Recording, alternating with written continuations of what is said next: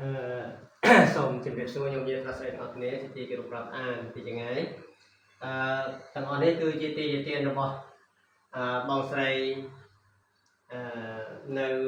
ប្រទេសអូស្ត្រាលីបាទខ្ញុំអត់តាន់បានស្គាល់ឈ្មោះគាត់ច្បាស់ទេបាទចាំពេលនោះគឺខ្ញុំនឹងទៅសេទៅតាមហ្នឹងបាទអញ្ចឹងគឺជាទីជាទានទាំងអស់នេះគឺជារបស់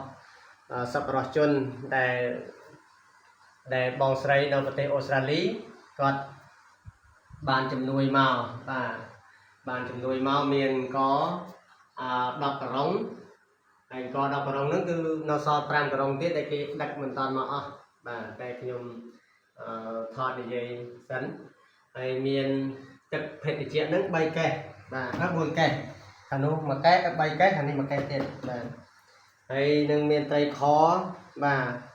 ត្រីខហាល់នេះត្រីខគ្រឿងការីនេះគឺ5យូ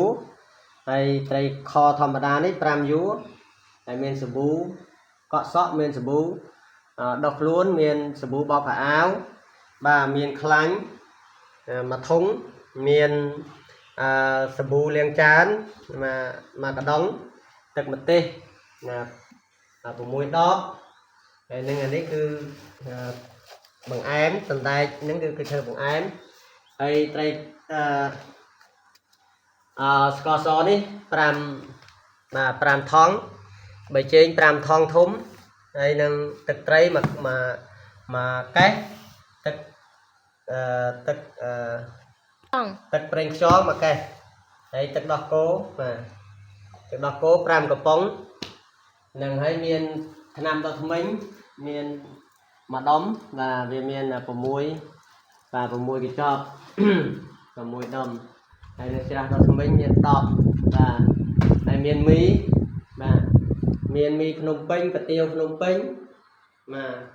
ហើយមានទឹកមានមីកំប៉ុងហើយនឹងមីកេសរបស់ថៃមីថៃទាំងអស់នេះណាអានេះមីភ្នំពេញហើយមាននំប៉័ងដែលចំនួន2ប្រអប់ធំដែរបាទហើយមានធូបមូស2ដុំ2ប្រអប់ដែរធូបមូសបាទ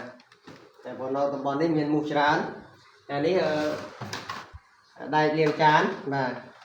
មានដែកលាងចាននេះហើយអានេះជាกระดาษជូតមាត់បាទกระดาษជូតមាត់មាន2ដុំដែរណា2ដុំធំហ្នឹងហើយមានទឹកដោះគោឆៅ